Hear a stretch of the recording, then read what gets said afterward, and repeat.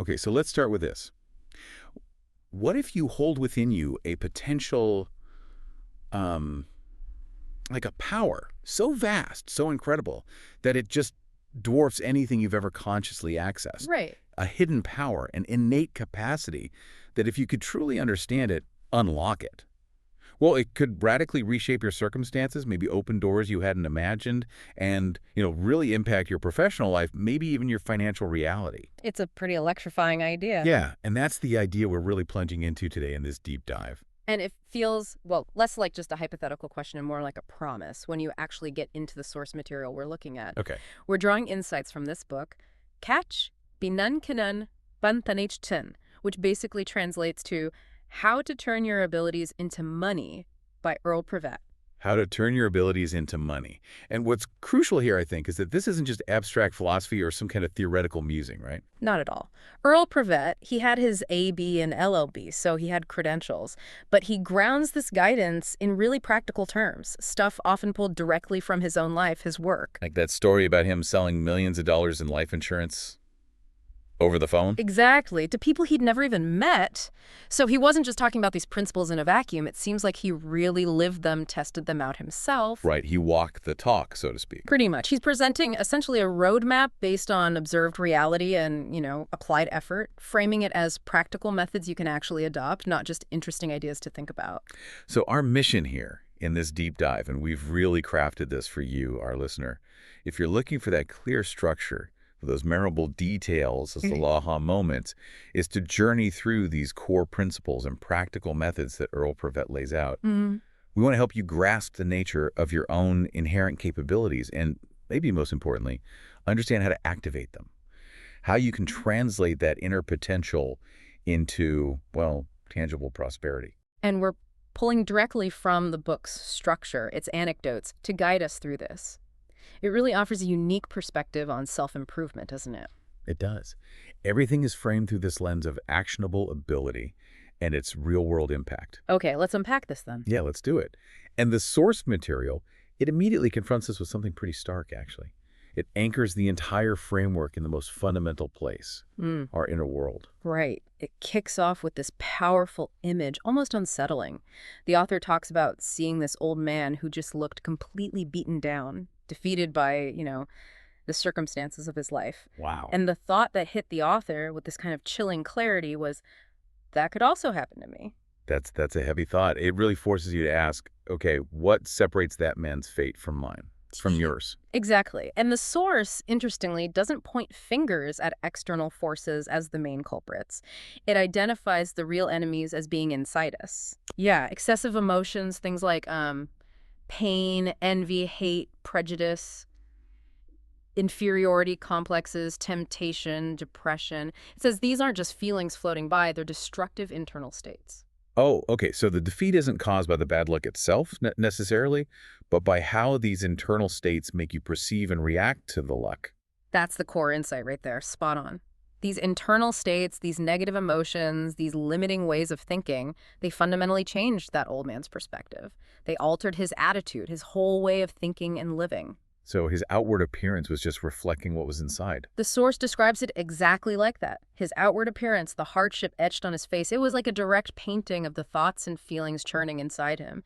He wasn't just a victim of circumstance out there in the world. He had become, internally, a slave to poverty, completely defined by his own inner landscape. Wow, that totally reframes things. Your inner world isn't just where you feel stuff.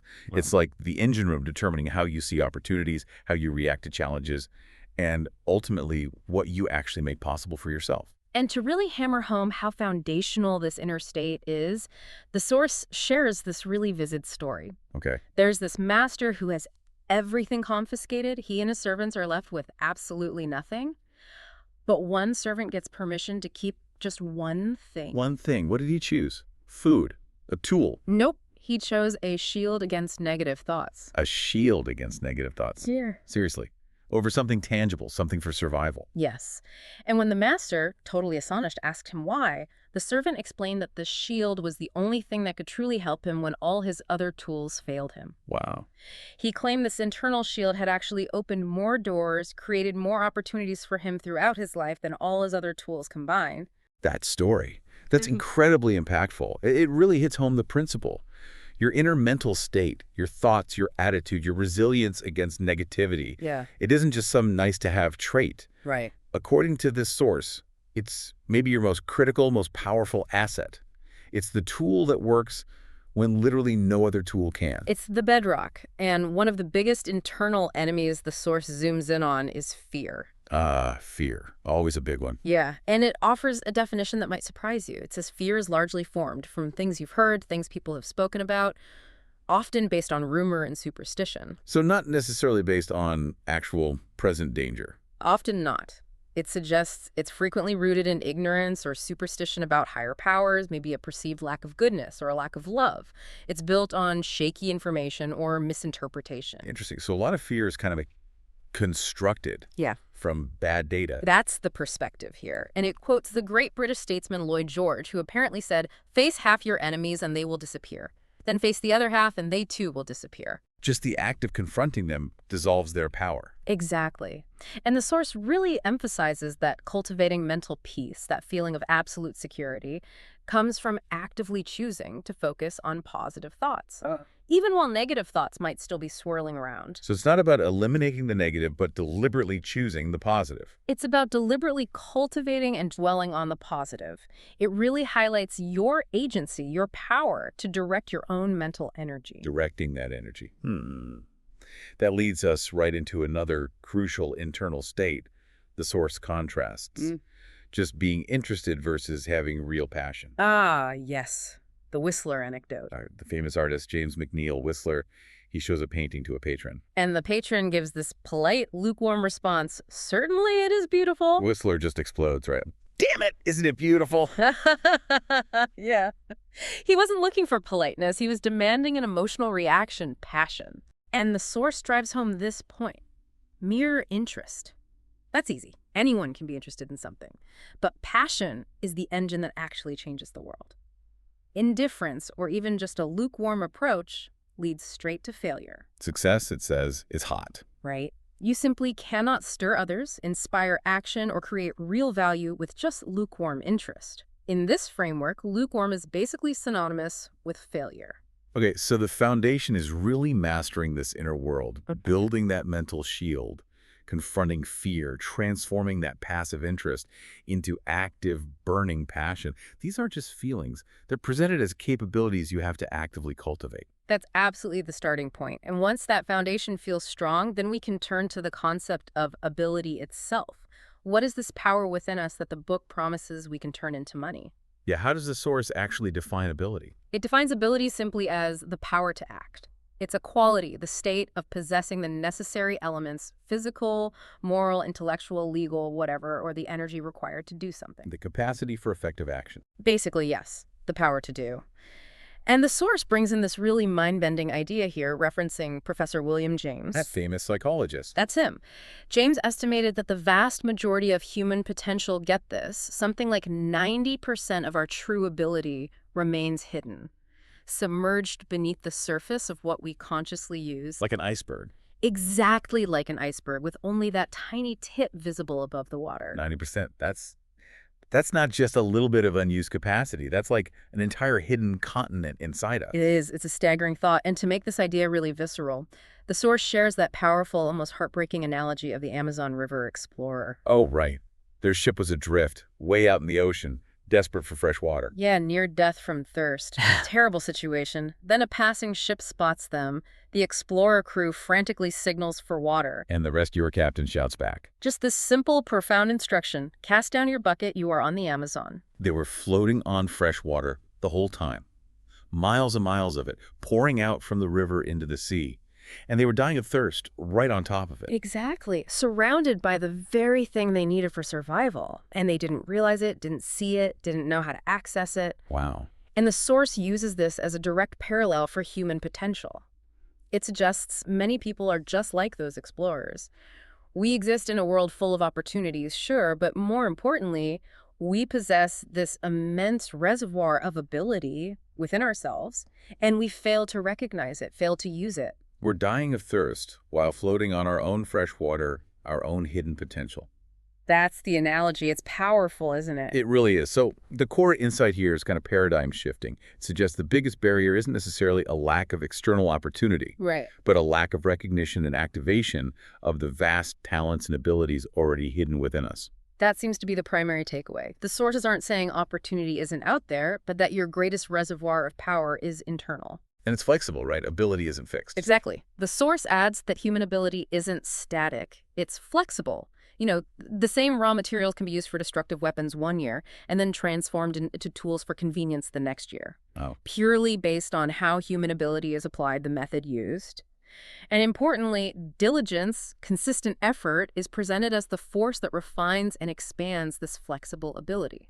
It's not just some fixed trait you're born with, it's something you actively develop. that flexibility is incredibly empowering. It means we aren't just stuck with what we currently demonstrate. Yeah. But okay, all this hidden potential, all this flexible ability, even the best mindset in the world, none of it matters without the next crucial element, right? Action, absolutely. The source is completely unequivocal here. Success comes only through action. Only through action. It quotes the legendary ancient Greek orator Demosthenes. Apparently, when someone asked him what the three most important elements of great oratory were, his famous reply was, first action, second action, third, still action. Action, action, action. Okay, message received. Leaves no room for doubt or hesitation there. None at all. And it brings in another powerful river analogy, this time the mighty Mississippi.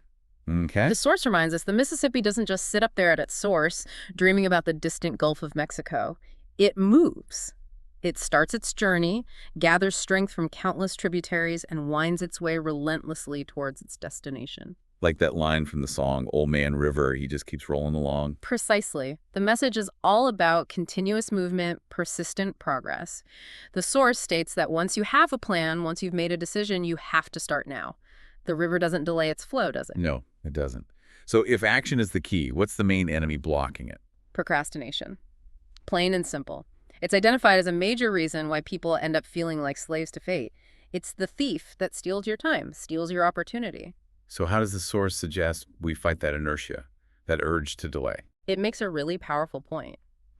Even people who seem to have limited innate talent can achieve unexpected, remarkable success simply through action, by learning how to effectively convert their energy into sustained effort. So the act of doing itself is a skill. Action itself, the act of doing, is presented as an ability in its own right.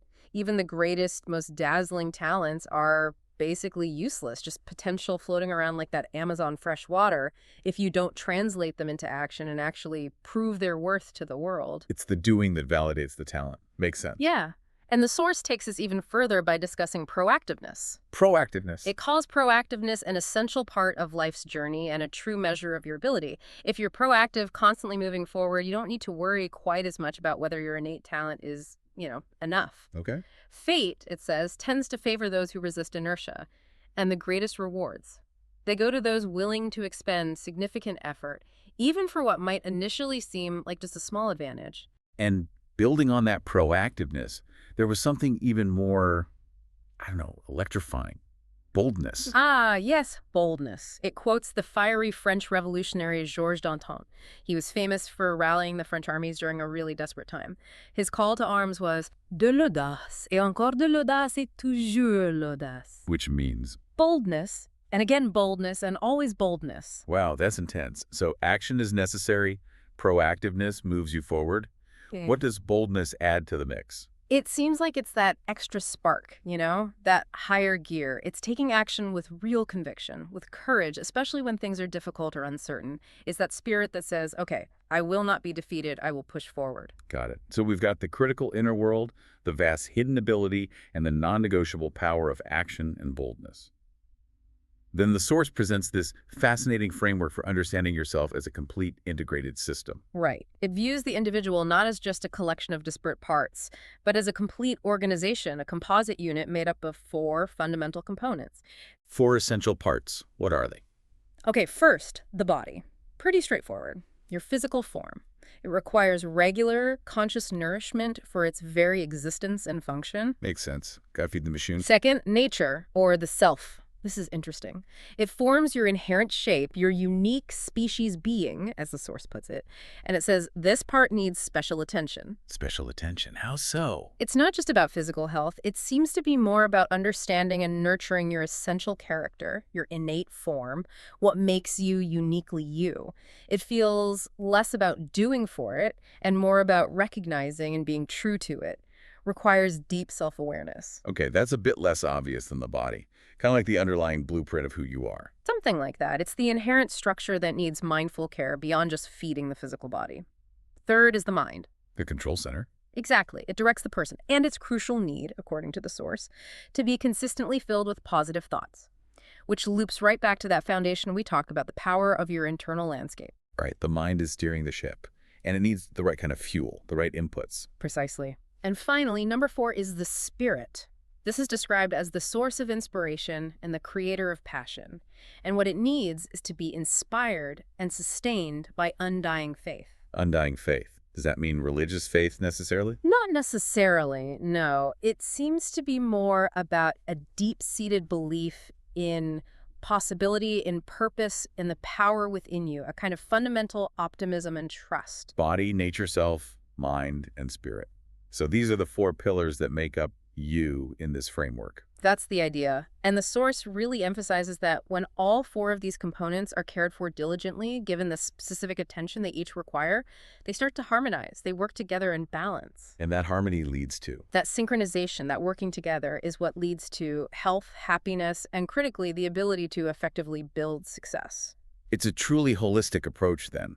You can't just focus on feeding the body or training the mind. All 4 need simultaneous care for your real capability to emerge. It is, and it ties back beautifully to that Mississippi analogy. You, the individual, are like that mighty river, not just a single stream, but a composite, made up of many different tochat qualities or elements. Right. Your overall nangluk, your ability or capability, is the combined strength, the effective organization of all these inherent qualities working together. Every single aspect we've discussed so far, from mindset to action, contributes to the power flowing through this integrated system that is you. That's a powerful image. Nurturing each part contributes to the overall flow and strength of your river. And the source dives even deeper into cultivating specific aspects of this system, focusing particularly on our mental capabilities. Yes, it uses another fascinating analogy here. The mind having branches of power, almost like the branches of government. Like legislative, executive, judicial, that kind of thing. Exactly like that. First, there's emotion, which it likens to the legislative branch. Emotion is legislative. How does that work? It's defined as a vibrating thought, either moving outwards from you or receiving external influences and ideas. Emotion acts like the mind's antenna, picking up signals from the world. It receives ideas, does an initial analysis, and passes a kind of preliminary judgment. Okay, so emotion is the primary receiver, an initial filter or evaluator. That seems to be its role in this model. Second is judgment, likened to the executive branch. Judgment is achieved through knowledge. Systematizing your knowledge, organizing it logically and clearly, that's what impresses others and demonstrates real intelligence. Judgment takes the information that emotion picked up and processes it using the framework of your acquired knowledge. Got it. Judgment applies the knowledge to what emotion brings in. Correct. And the third branch is desire, likened to the judicial branch. Desire is the force that creates the impulse to act. It's described as going beyond just grabbing attention. It stirs this invisible urge in others to follow your proposal or your idea. How does it do that?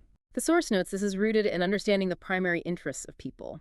Tapping into their desires is what fuels your desire and gives it influence.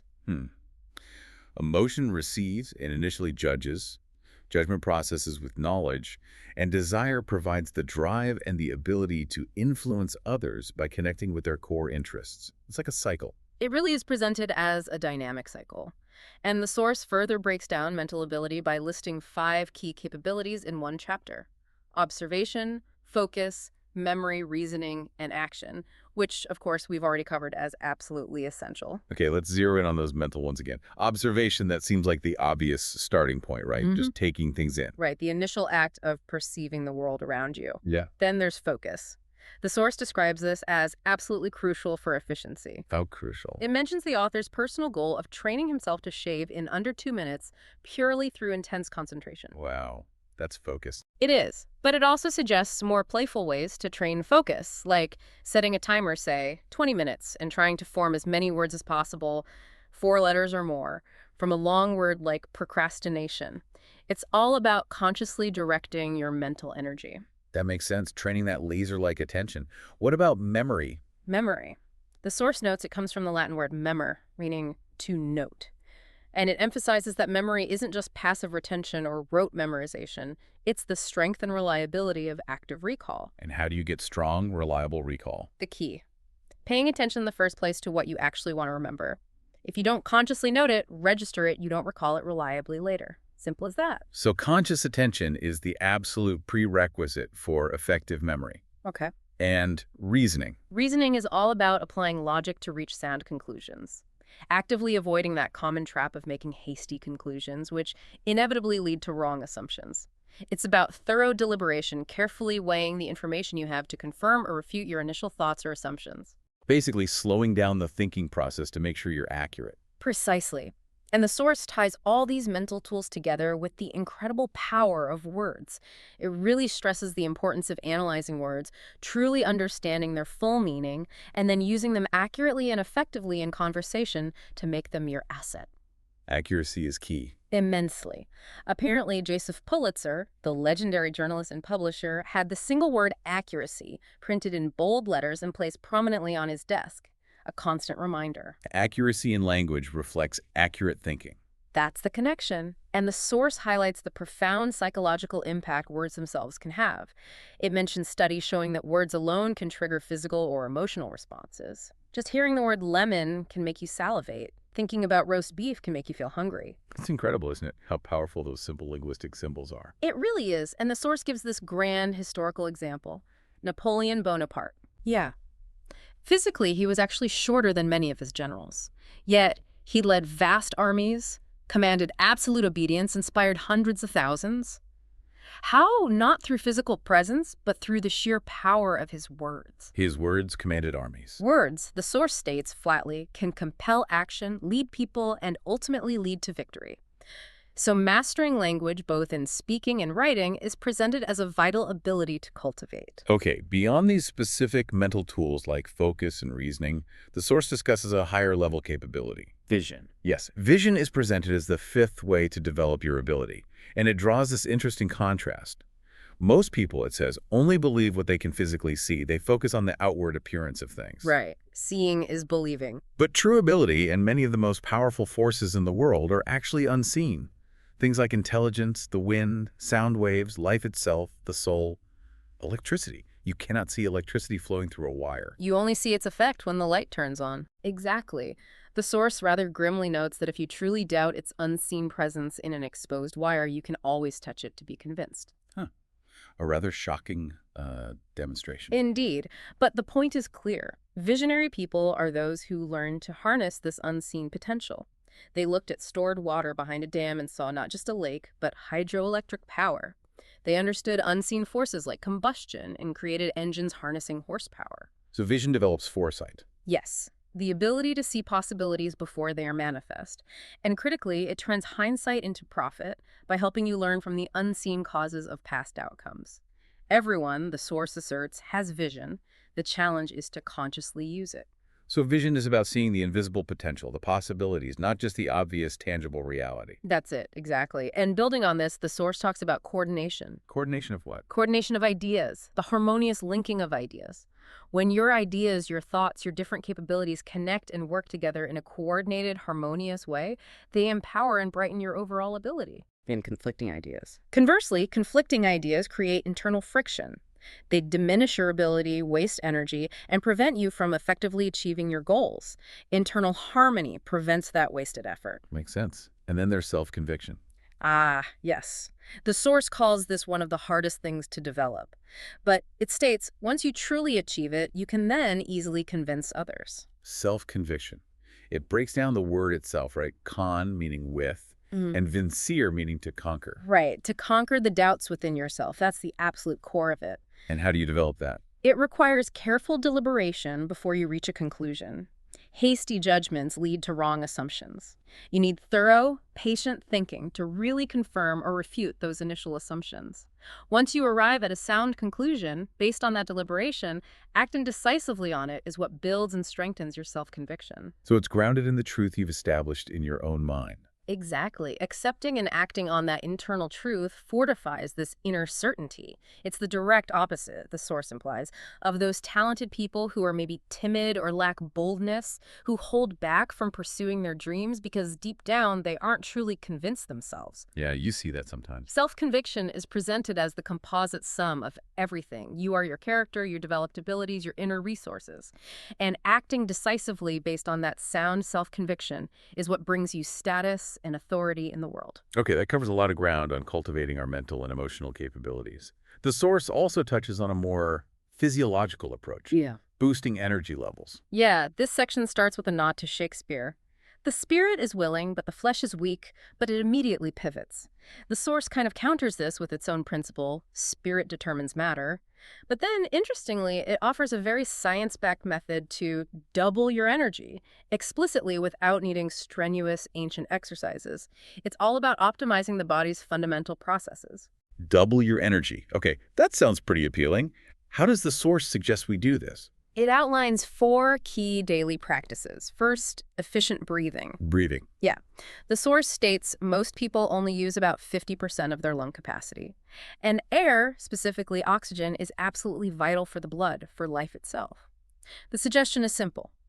Consciously train yourself to take deep, full breaths hourly throughout the day. Every hour. That's the suggestion. This practice expands lung capacity, purifies the blood, expands the diaphragm, and conscious deep breathing is also a well-known method for relaxation. Air is free, the source reminds us. Use it fully to regenerate your body. Okay, a simple, accessible practice to just increase vital oxygen intake. What's next? Second, maximum food absorption. Food provides the nutrients and vitamins. Vita means life, right? Essential for building rich, healthy blood. The source points out that the only conscious act we have control over in the whole process of converting food into blood is chewing. Chewing. You must chew your food thoroughly until it becomes basically a liquid pulp. Chew your food until it's liquid. Wow, that requires some serious presence and patience during a meal. Most of us just inhale our food. It really does. But chewing thoroughly aids digestion enormously. It allows saliva, which contains enzymes that start converting starch into sugar right in your mouth, to mix completely with the food. This makes the stomach's job much, much easier. Less wear and tear on your organs. Exactly. Less wear and tear, improved nutrient absorption, and ultimately richer blood, better health, and significantly more energy. It's presented as a direct application of that consciousness determines matter principle, but applied to the physical act of eating. Conscious eating for better energy. Okay, what's the third practice? Drinking water. Simple, but critical, especially for the kidneys, which are filtering and purifying your blood constantly. Water dissolves toxins and impurities, allowing them to be flushed out. Cleaner blood flows better. Filtered, pure blood flows more easily, nourishing and restoring cells throughout your body faster. The source calls pure blood the body's life force, rebuilding fibers, cells, muscles. Proper hydration leads directly to better health and increased energy. Think about watering a wilting plant, it perks right up. Same idea for the human body. Hydration is purification and revitalization. Makes sense. And the fourth. Sunlight. The source states that, just like plants, humans thrive in the sun. Brief exposure just 2 or 3 times a week in summer, being careful obviously to avoid sunburn, is highly beneficial. Why sunlight? Sun rays are seen as a form of life energy. They heat and charge your cells with vitamins, apparently, and they also help build resistance to winter colds. The source encourages you to embrace the sun as this powerful free gift that provides energy. So deep breathing, thorough chewing, ample water, and some sensible sunlight exposure. It sounds remarkably simple, actually. They are presented as fundamental daily practices, and the source emphasizes applying these principles consistently, every single day. They're seen as the building blocks for a strong, energetic body that's capable of efficient work and sustained spirit. So it's the consistency that matters. Practicing them daily is framed as an act of faith in your own efforts and in the natural processes of your body. It's claimed they will literally double your energy fund, providing the physical power you need to take action and effectively turn your ability into money. That physical energy seems like essential fuel for the action and boldness we were talking about earlier. But there's another kind of fuel, right? An internal engine the source calls passion. Yes, passion. It's described as one of your greatest assets, potentially even superior to money, power, and fame. Superior to money and power. With passion, the source claims you can actually master those other things. What gives passion such immense power, according to this? It's the force that overcomes prejudice, obstacles. When you combine it with faith, that kind of deep belief we discussed in creativity, it's said to be capable of achieving truly extraordinary results, even figuratively, moving mountains. Okay, so if passion is that powerful, how does this source suggest you generate it or cultivate it? It outlines 7 specific principles for generating passion. Preparation. This is listed as the first essential step. You can't really be passionate about something you haven't prepared for or don't deeply understand. Makes sense, you need a foundation. Number 2, questioning. Asking questions is presented as the spark that ignites a chain of ideas. Most great inventions or discoveries, the source notes, came from someone simply wanting to know the answer to a question. So use questions to learn. Not just for information, but use questions to stir interest and passion in others too. The source gives an example from Charles M. Schwab, the steel magnate. He apparently built rapport and sparked engagement just by asking workers questions about their job. Interesting. And the author shares his own early life insurance sales story. It all started with a simple question he asked a manufacturer about his business and life, which unexpectedly revealed the guy had a huge mortgage. Boom! Instant sales opportunity born from a question. Wow. Okay, what's number 3? Number 3, right attitude. Having the correct, positive, open attitude is deemed essential, both for achieving your own success and for inspiring passion in the people around you. Attitude is key. Number 4, focus. Dedicating your mental energy, just like we discussed earlier when talking about mental capabilities, it's necessary to channel and sustain that passion effectively. 5. Number 5, self-reflection. This goes back to Socrates' famous know thyself. It involves analyzing yourself deeply, embracing your best qualities, but also actively working to break free from limiting beliefs, rigid doctrines, outdated creeds, or groundless superstitions that might be holding you back. So see yourself clearly. Yeah, imperfections and all, but also recognize your inherent perfectibility, your capacity to improve. Right concept. This means understanding the truth of a situation, seeing it for what it really is, free from distortion or assumptions. Your passion needs to be grounded in reality, in a sound concept. Got it. Number 7, Number 7, recollection. Drawing wisely upon your past experiences, your accumulated knowledge, your memories. Your history provides context and valuable lessons that can fuel or inform your present passion. that's a pretty practical framework for building that internal drive. And the source links the lack of passion directly to procrastination and indecision. Yes. Procrastination is often seen as just a symptom of insufficient passion or maybe an unclear desire.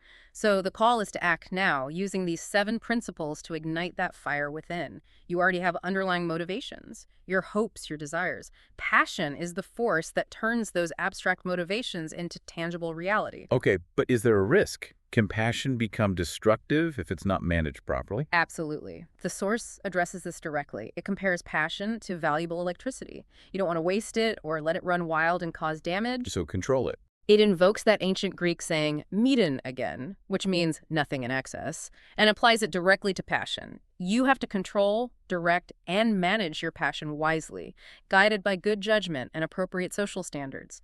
Don't waste your energy on worthless things. The source uses a phrase reminiscent of "don't cast pearls before swine." Right. Being a burst of fire one night, expending all your emotional energy recklessly, can just leave you drained and totally ineffective the next day. So directed, controlled passion is the goal, Mhm. not just raw emotion. Yes.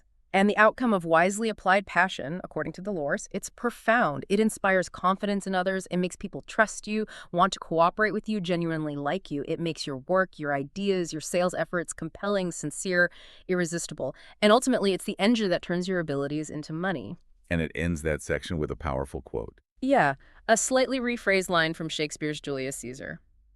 "The fault, dear Brutus, is not in our stars, but in ourselves that we are underlings. The limitations aren't usually external destiny. They reside within our own state, our failure to ignite our potential." That's a stark reminder of where the power and the responsibility truly lie. And speaking of challenges that reside outside us, or at least manifest externally, the source does acknowledge that success can sometimes breed, well, envy in others. Yeah, that's an unfortunate reality, isn't it? The source suggests envy often arises, ironically, from the arrogance that can sometimes creep in alongside success. It tells this cautionary tale about two factory executives, lifelong friends, until one achieved significant success. And the other felt bitter envy and contempt. Right. And Charles M. Schwab, known for his leadership wisdom, actually stepped in. How did Schwab handle that situation? It sounds tricky. He encouraged the successful executive to reach out, to actually meet his old friend Eddie, despite the obvious animosity. When the successful guy arrived for the meeting, Eddie was apparently visibly surprised, maybe even disarmed by his unexpected kindness and complete lack of arrogance. Okay. During their conversation, Eddie mentioned he was interviewing for a higher-level position. The successful executive, instead of gloating or dismissing him, genuinely expressed how much he valued his own current position leading a particular branch. And then, remarkably, offered his help to Eddie. He just said, "Eddie, if I can help in any way, let me know." Wow, an offer of kindness and help to someone who's feeling envy and contempt towards you, Yeah. that's really counterintuitive. It is, and the source highlights that Eddie was deeply touched by this unexpected act of humility and kindness, and the successful friend actually followed through, genuinely helped Eddie prepare for the interview. Did they become friends again? They did. It illustrates how kindness and a lack of pretense can actually disarm envy. Although the source does make a point of noting that the mean man Eddie, in his initial envious state, never quite reached the same heights as the man who responded with generosity and humility. That's a powerful lesson in navigating the tricky social stuff that can come with success. The source also gives some pretty stark historical examples of envy's destructive power, affecting even the greatest figures. Like, oh, Romans envied Caesar so much they assassinated him. Government officials apparently slandered Abraham Lincoln out of envy. Officers like Charles Lee betrayed George Washington due to envy. Even Napoleon Bonaparte harbored such intense envy for the Duke of Wellington that he reportedly left money in his will specifically for Wellington's assassination. good grief. Envy is presented as a real and potent force then. It really is. The source warns you about it. Okay, so that's envy. What about other challenges, like just general adversity? Difficult times. The source offers a perspective on dealing with hardship by, again, turning to Shakespeare, quoting lines from As You Like It about finding sweet uses in adversity. Finding good things in bad situations. Yeah, seeing tongues in trees, books in the running brooks, sermons in stones, and good in everything. Adversity is described as merely a temporary shadow, like sunbeams that have been temporarily painted black. So the challenge is to remove the black paint. Exactly. Remove the black paint and find the light, the sweetness, the lesson hidden within it. Difficult situations are acknowledged, absolutely, but the source suggests they could always be worse, encouraging a perspective shift that might reveal those sweet uses. A powerful call to reframe challenges. Okay, moving on. The source tackles a very practical and universal question. How do you actually find your place in life? Right. It paints this really relatable picture, doesn't it? Young people in a graduation photo, looking out at the world, totally uncertain about their future role, how to best use their unique talents to contribute to society. Is there a method for figuring this out? The source outlines what it calls 5 steps to finding your true place, although it mainly elaborates on 2 of them with some really powerful analogies and discusses related concepts around them. Okay, what's the first step? The first step is to grasp your ability. This is likened to doing a really thorough investigation of a business before you decide to invest in it or join it. You need to examine your current position honestly, conduct an inventory of your skills, appraise your talents realistically, list both your assets and your liabilities. So it's like a deep personal audit, Right. SWOT analysis on yourself. Exactly, a thorough analysis of you. Then you need to see yourself in relation to serving others. How do your skills and talents actually align with the needs and wants out there in the world? Study those needs. Develop a vision for how you can meet them, aiming for a reasonable profit. And profit here isn't just money. No, the source frames it broadly. Personal fulfillment, reward, making a difference, not strictly financial gain. You need to continuously study opportunities and methods for self-improvement, applying all the principles from the other chapters for this self-training process. That comprehensive self-assessment sounds like the absolutely necessary first step to directing your energy effectively. Where do I fit? It's the foundation for purposeful action. The second step is to practice self-reliance. Self-reliance, how does it illustrate that? The analogy here is beautiful. Leaves from the same tree. Every single leaf is perfect in its own unique form and utterly unique, like human fingerprints no two are ever exactly alike. So you are a perfect entity, unique from everyone else. Yes, you have inherent qualities, a perfect form designed for you. The source argues you cannot successfully copy someone else's fingerprints, and you can't truly copy their unique abilities either. You must rely on your own singular nature. Don't try to be someone else. Exactly. It states that conventional methods are poor teachers for this kind of deep self-discovery, and that no one can teach man what he does best but his creator, suggesting there is an innate natural guidance within you.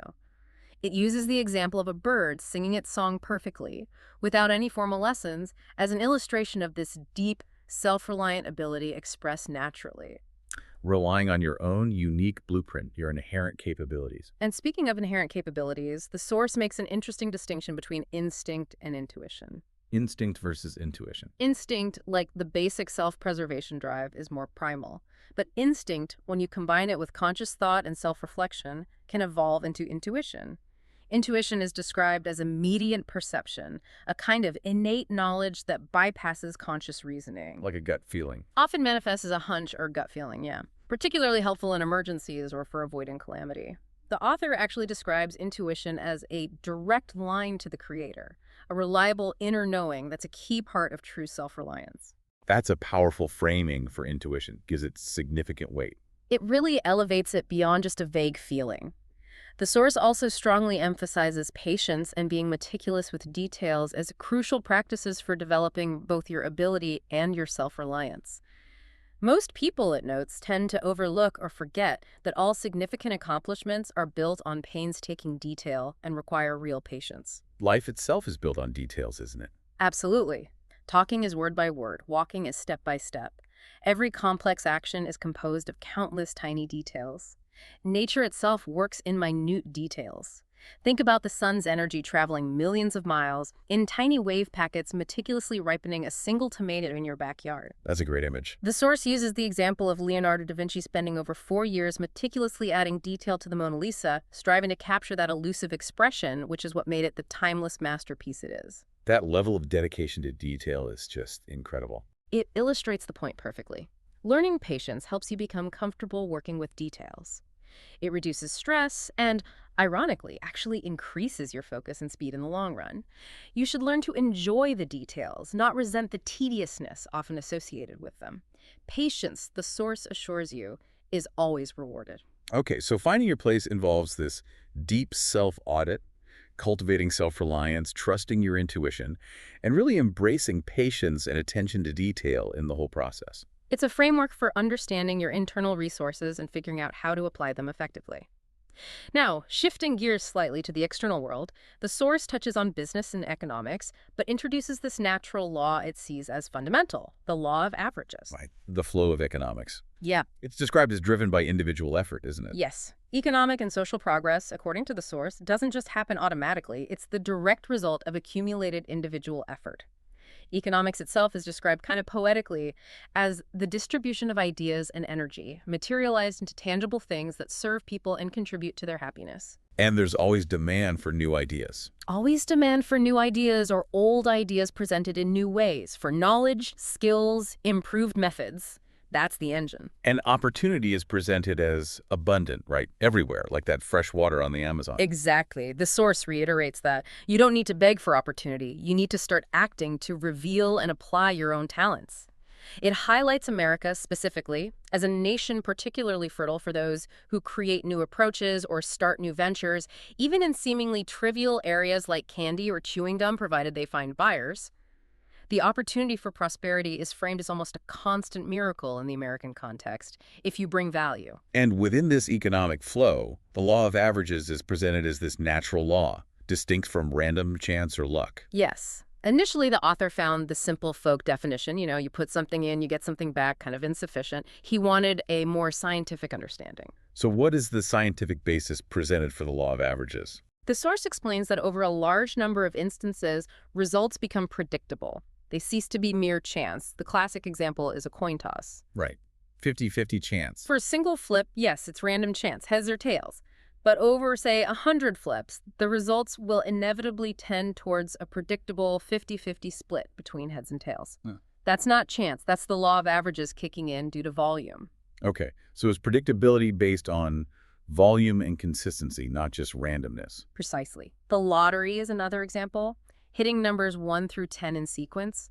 Incredibly improbable by chance alone for any single drawing. But the law of averages dictates that some combination of numbers will be drawn with absolute certainty every time. It has to land somewhere. And life insurance companies provide a really powerful practical example. They use mortality tables, which are built entirely upon the law of averages across huge populations, to accurately predict how many people of a certain age group will die in a given year. A specific number will occur with absolute certainty. That allows them to calculate premiums reliably. So applying a natural law, like the law of averages, to your own efforts. It removes uncertainty and risk. That's the claim. The source advises you not to worry or rush when you're applying a natural law because nature itself is logical, it grows in sequence, and it concludes perfectly. So how does this law apply directly to me, the listener, trying to turn my abilities into money? The principle is presented pretty straightforwardly. If you consistently put in honest effort, your energy, your ideas, your action according to natural laws, presumably the principles outlined in the book like persistence, focus, etc., you will inevitably receive results over time. Guaranteed. The law suggests a predictable return. Your wealth of thoughts and ideas will increase as you need them. Applying this law to your work, trusting nature's rule of return, means you will be paid for your honest, consistent effort over a sufficient number of instances. It aims to remove the anxiety of chance and replace it with the certainty of natural law. That gives a sense of predictable return on your investment of effort, which is definitely encouraging. Okay, now, how do you actually convey all this internal ability and consistent effort to the world? The source dives into the power of communication, speaking, and writing. Yes, it really emphasizes the art of expression as vital for conveying your abilities effectively to others. It recounts the incredibly inspiring story of Demosthenes. The great Greek orator. That's him. He famously overcame a severe stutter and physical weakness through sheer conscious practice and unwavering determination. His journey is presented as absolute proof that practice makes perfect, and that anyone can improve their ability to communicate effectively. What a powerful example of overcoming limitations through dedicated effort. Isn't it? Speaking, the source notes, is simply the fastest way to transmit ideas, expressing thoughts in words. And good speaking is fundamentally accurate and understandable. So what's the source's advice for developing good public speaking skills? It suggests deliberate study. Actually study great speeches and lectures. Buy books of famous addresses and analyze them. Memorize effective openings, climaxes, conclusions. Learn to reuse effective phrases, anecdotes, illustrations creatively, making them your own. Build a toolkit. Exactly. And structure your speech logically. Introduction, body, and conclusion. The introduction's goal. Immediately capture the audience's attention by presenting the subject as important and relevant to them. Meditate on your thoughts. Organize them specifically according to the listener's interests. Okay, grab them early. Then the body. The body is where you organize your knowledge to convey your ideas clearly. Every word, every thought, every sentence should have meaning and follow a clear, logical thread. The source stresses being dynamic and bold in your delivery. That's what makes your message persuasive and influential. How do you add substance that really resonates with the audience? Make it more than just information. The source reminds us that audiences are simply people, right? With shared interests. So personal experiences, relatable anecdotes, success stories, they add color, flavor, authenticity. The key is inserting this material correctly and at the right time for maximum impact. And it warns against just winging it. Strongly. It advises against improvised growls, unprepared speeches that are often just noise, full of sound and fury but signifying nothing. They just bore the audience. Abraham Lincoln's Gettysburg Address is held up as the prime example of a brief, yet profoundly impactful prepared speech. A stark contrast to rambling, spontaneous talks. And how you approach the audience matters too, right? Your attitude. Immensely. The source quotes the advice of the diplomat, Sir Chesterfield. Be wiser than other people if you can, but do not tell them so.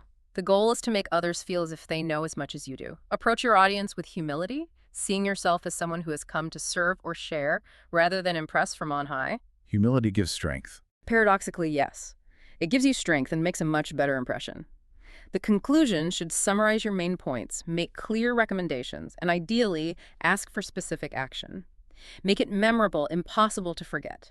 Practice, the source concludes, is the absolute path to gaining effectiveness, persuasiveness, and confidence. The podium, it says, is yours. That's a really comprehensive guide to speaking with impact. What about the written word? particularly letters. The source contrasts letters, especially the formal business letters common at the time, with phone calls. Letters are often described as stiff, formal, containing gray thought, lacking vitality and personality. But letters have inherent advantages too, don't they? They definitely do. They're tangible, visible to the eye. They contain fixed symbols, the words themselves. They're more likely to be remembered or referred back to than something just heard and immediately forgotten. Think memory versus memorandum. They can offer a sense of personal intimacy depending on the content. A phone call vanishes into thin air. A letter remains. So why are phone calls often perceived as friendly or more natural then? The source suggests it's because people tend to be more natural and emotional when they're talking freely, compared to when they're tense with a pen in hand, trying to compose formal written language. They're more relaxed on the phone. So the goal in effective writing is to capture some of that natural, authentic quality. Yes, the source suggests aiming for your written language to be as close to sincere, natural spoken language as possible, while still maintaining appropriate formality for the context. Avoid superficiality in both speaking and writing. Did the author give an example? He shares a specific sales letter he used for his own book, How to Sell by Telephone, as an example. He emphasizes its directness, its brevity, its sharp focus on the value proposition, optimizing phone use for quick results, and the clear benefit to the recipient. The company prospers. He notes that apparently 80% of recipients responded. 80%, wow. He attributes this incredibly high success rate to the appeal of the title and the universal desire people have to profit from using the telephone effectively. That letter clearly exemplifies many of the principles discussed: understanding the audience's desire, being direct, focusing on value. It really does. Right. Now, shifting to a more philosophical yet still deeply practical aspect of the source material, the author explores this big question he posed to hundreds of leaders. What is the most interesting thing in the world? That's a huge question. What kind of answers did he get back? Incredibly diverse answers. Life itself, love, nature, religion, art, sculpture, education, science, business, many others. The source notes that, in some way, all these answers were correct because they represent deep human interests and pursuits. And this leads into a discussion on the fundamental role of faith. Faith is a necessary component again. Yes. It quotes the scientist Thomas Huxley, who said, "The most sacred day in a man's life is when he can believe in something. Faith is the reason man becomes brave. All progress and all scientific results are the result of faith. Faith provides the courage to act, to explore the unknown. And what is the greatest faith one can possess, according to the source? It is believing in the great power within you." The source states it quite directly. Remember, the body of man is the temple. God is incarnate in each man. This points towards an inherent, perhaps even divine power residing within every single individual. That's a profound concept, seeing oneself as a vessel for immense inner power. It is. And the source links this idea to a fascinating prediction made by Dr. Charles P. Steinmetz, the brilliant electrical engineer and mathematician. What did Steinmetz predict? Steinmetz predicted that the greatest progress in the next 25 years, this was back then, of course, wouldn't be in physical science or engineering, but in spiritual enlightenment. The moment when humans finally realize the vast spiritual power within themselves and consciously learning to apply it in science, in business, in every aspect of life, he believed the potential progress from this realization was almost unimaginable. So the source is suggesting there's this untapped, almost spiritual energy source within each of us, just waiting to be harnessed. Exactly. This creative energy, this great invisible force, is described as being even greater and more fundamental than faith, determination, vision, ambition, or self-confidence taken individually. It's bigger than all those. It's presented as a combination of all of those and more. The very essence of who you are, an indestructible power, a hidden motor energy residing deep in your soul. Wow, how on earth do you tap into this incredible inner power then? The source suggests dedicated effort, spending quality time studying, thinking deeply, meditating, reading, and rereading valuable material. Reading good books in particular is highlighted as a way to increase your understanding of the world and, crucially, yourself. How does reading help tap this power? It helps you articulate and express ideas that resonate with others. It allows you to influence them by giving voice to their own unexpressed thoughts. The analogy used is the Hoover Dam's immense power generated from the seemingly passive, stored water behind it. Your power comes from the reservoir of what you read, think, feel, and essentially are. Tapping into this internal reservoir, the spiritual or creative core, is said to lead to unparalleled progress. And this internal power is presented as truly transformative. Absolutely. It's the force that overcomes adversity, clarifies confusing situations, solves complex problems. It transforms helplessness into power and decisive action. It turns weakness and indifference into health and ability. It can make the ordinary extraordinary. And fundamentally, it teaches you how to truly enjoy life, to appreciate the wonder and glory that exists even in the present moment. Enjoying life, especially in its present glory, that theme leads perfectly into the next section, doesn't it? Living in the glorious present. It does. The source asks that timeless question, what is time? And it provides the classic, insightful answer attributed to the Sphinx, time is this moment. The present moment is the only time that truly exists. Everything else is memory or imagination. That's the core understanding the source really emphasizes. You cannot fully learn, live, or act effectively until you grasp this fundamental truth and realize that every single day, every single moment, is the best day. It is the ultimate time you have. Realizing and appreciating the profound simplicity of the Sphinx's words is presented as crucial knowledge. Time doesn't exist in the past or the future. It only exists right now, in the present. So dwelling on the past or worrying excessively about the future, that's detrimental. Precisely. The source argues that getting lost in the regrets of the past or the anxieties about the future effectively robs you of the opportunities, the energy, and the happiness that are available to you right now in this present moment. It steals the now. It does. It cites the prayer, "Give us this day our daily bread," as an example of an optimistic, positive focus squarely on the present needs and opportunities. And those beautiful lines from John Greenleaf Whittier's poem, My Soul and I. The present, is all thou hast for thy sure possessing. Like the angels, hold it fast, still acknowledging its blessing. Hold on to this moment as your most valuable possession. Yes. The source describes the present moment as being full of milk and honey, brimming with new ideas, fresh hopes, potential adventures, immediate opportunities. The message is crystal clear. Don't allow distractions, whether they're from past regrets or future fears, to come between you and the good things available right now. Receive them, utilize them, and fully enjoy everything this day, this moment brings. That perspective entirely shifts the focus back to the power and possibility residing right here, right now. It does. And bringing all these threads together, the source revisits the author's own success story, selling millions in life insurance over the phone as proof that these principles can be translated into tangible results, into money. He claims his success came from understanding how to effectively bring his ideas to people and, crucially, by applying a structured plan. Right. He mentioned earlier that he liked the idea of life insurance. It stirred his emotion. His judgment ratified it as a good thing. Passion was aroused, convincing him it could be turned into money. But the core question was always how. Yes, the question was the practical application. How do you actually do it? This leads to what seems to be the author's formula for turning an idea into money, presented as a plan with distinct steps. Okay, what's the formula? Step 1. Step 1. Choose your idea. Select the idea that resonates most deeply with you, the one that truly stirs your emotion and your passion. Don't just pick something random. Find what excites you. Step 2. Step 2. Define and list its value. Don't just have a vague notion. Clearly specify what the service or item is. Visualize its values and advantages in concrete, tangible terms. What specific problems does it solve? What benefits does it provide? Get really clear on the value proposition. Okay, define the value. Step 3. Step 3. Organize and plan. Arrange the idea and its defined advantages in a logical, sequential order. Give it a clear plan, a substantial structure. Reference the principles discussed in earlier chapters, like cultivating passion and focus as you build this plan. Structure it. Step 4. Step 4. Idealize the plan. This is where that internal power really comes in. Visualize the completed plan succeeding. Feel the power of it, attracting attention, generating the desired results. The source says to strengthen this idealization process using 4 specific laws. 4 laws for idealizing the plan. What are they? Okay, first is the law of faith. This is defined as belief in a favorable outcome despite the lack of confirmed proof yet. It's the essential ingredient that gives life, power, and motive force to your plan. It inspires the absolute confidence you need to express the plan effectively to others.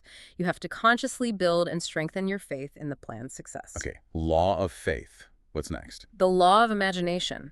This is the act of visualization, seeing the completed plan in action in your mind's eye, seeing the desired results, feeling the success as if it's already happened. Law of imagination. Third, The law of repetition. Now, this isn't just about repeating the action that's more persistence. This is about repeating the steps of planning, refining the idea, repeating the process of idealization and application to perfect the plan itself. Iteration and refinement. law of repetition for perfecting the plan. And the fourth law. The law of persistence. This is the active, unwavering commitment to stay with the plan despite opposition, difficulty, or adversity. The source actually breaks down the word persistence to its Latin root, persiste, meaning to stand firm. You must determine to finish, to stay the course, until your efforts are fully rewarded. Okay, so it's choose the idea, clarify its value, structure it logically, and then apply this internal force, faith, imagination, repetition of the process, and persistence to make that plan a powerful internal reality before you even start executing fully. Exactly. And this connects beautifully to the source's inclusion of that ancient anecdote about the young man asking the wise old Hakim how to get what he deserved in life. Oh, right, the Hakim's answer. The Hakim replied, "Whatever is bought or sold has no value unless it contains something that cannot be bought or sold. Seek the priceless ingredient within it." The priceless ingredient. Yes. And the anecdote, intriguingly, ends right there. The young man asks, "What is this priceless ingredient?" And the source leaves the answer implicit. But within the context of the entire book, the priceless ingredient is clearly that intangible value that you, the individual, infuse into your work, your ideas, your plans. What kind of intangible value? The effort, the passion, the knowledge, the integrity, the unique perspective, the very essence of who you are that cannot be quantified or purchased, it's the you that goes into it. The author mentions his own sales plan followed the law of purpose, the clear aim to sell insurance, but it was presumably the application of his priceless ingredient, his unique blend of faith, imagination, repetition, and persistence that made the mechanical plan successful. That adds such a rich layer. It's not just having a good idea and a solid plan. It's about what of yourself you pour into it. That makes all the difference. Exactly. And when that planned idea, infused with your personal priceless ingredient, empowered by those internal laws, becomes an ideal, something you deeply believe in and vividly visualize, the source says it becomes truly real to you internally. It enters what it calls the great banquet hall of consciousness. The great banquet hall of consciousness. Yeah, where it's met and embraced by all your internal forces, your power, your spirit, your motive, your confidence, your courage, that irrepressible urge to act. Faith embraces it, imagination praises it, repetition perfects it, and persistence pledges to see it through to completion. This process of idealizing the plan, making it an internal reality first, makes it a powerful, almost unstoppable driving force in your life. It's the internal engine making the external action almost inevitable. Okay, so to bring all of this together, the source encourages continuous growth and reflection, right, through self-assessment. Yes, it offers a series of pretty pointed, self-reflective questions designed to prompt really honest evaluation. Like that first one, how perfect do you think you are? That's a challenging one to start with. It certainly is. Others include questions like, what are you doing to improve yourself? Have you learned to harness your full capacity and truly focus your mental energy? Do you possess the knowledge and skill necessary to handle tasks efficiently, getting the best results with the least effort? More practical ones, too. Yeah. Are your thoughts fluid, flexible, and adaptable, or are they rigid? Do you follow social and moral codes in your actions? Are you arrogant in your leadership or interactions? Does arrogance sometimes overshadow your actual skill? Do you use your mind for creative pursuits beyond just your daily tasks? These questions really force you to confront your current state and identify areas for development, drawing on all the principles we've been discussing. They connect the abstract principles directly to your personal application. And the source makes this critical observation. Many people stop learning too early in life. They often plateau around age 30. Really, that early. That's the source's observation. So the call is to continuously keep learning something new, keep forming new ideas, keep developing new interests, actively create new sources of passion throughout your entire life. New pursuits, new knowledge, new interests, the source asserts, bring renewed zest, courage, and inspiration to your existing work and life. It's a commitment to lifelong intellectual and personal vitality. Never stop growing. Exactly.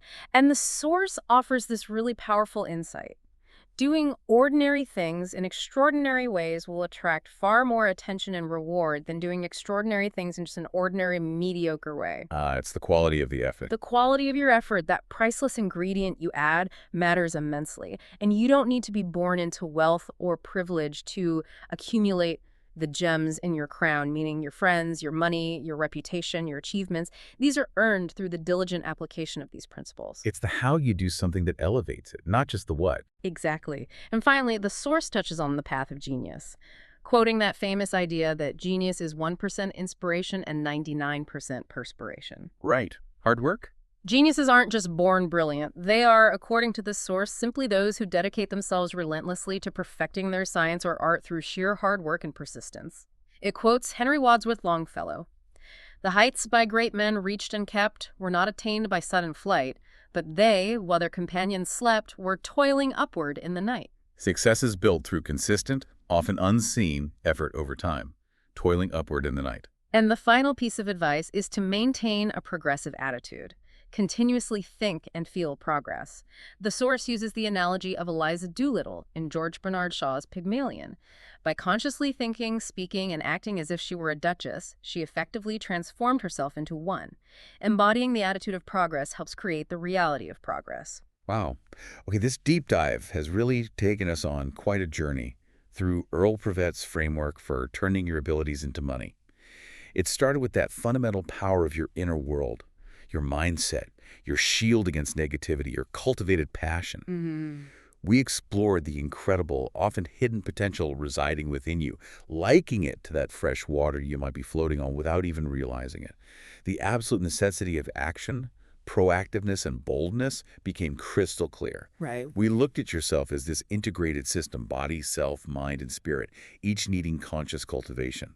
We drilled down into specific mental capabilities like focus, memory, reasoning, and the power of language and vision. We covered the physiological practices to double your energy and that profound engine of controlled passion. Yeah, and the source offered insights on navigating challenges like envy and adversity, and a framework for finding your place through self-reliance and dedication to detail.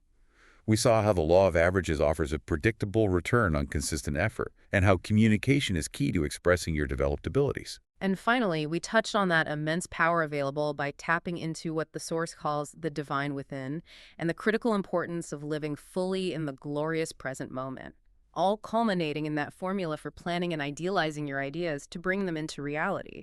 It's a truly comprehensive system, isn't it? It constantly loops back to this core idea that the raw material for success isn't primarily external, but lies right within your own capabilities and your willingness to cultivate and apply them. It really is. It's all about recognizing that vast potential inside you, igniting it with passion and action, and then structuring it into a coherent plan powered by faith and persistence. Ultimately, it seems to be about consciously engaging with the entirety of who you are, body, self, mind, and spirit, and directing that integrated power outwards to create tangible results, turning your innate, often hidden abilities into your personal and professional prosperity. So maybe here's a final thought for you, our listener, to carry forward, drawn from all the wisdom we've explored today. If time is truly only this moment, and if the most valuable ingredient you possess is that part of you that cannot be bought or sold, that unique essence, that cultivated ability, that unleashed passion, A priceless ingredient. then perhaps the ultimate act of turning your abilities into something valuable isn't really about finding the perfect external opportunity, but about fully infusing this moment right now with your unique, priceless ingredient through conscious action. As the source quoted, the present is all thou hast, for thy sure possessing. Like the angels, hold it fast, still acknowledging its blessing. The power is within you, and the time is always now.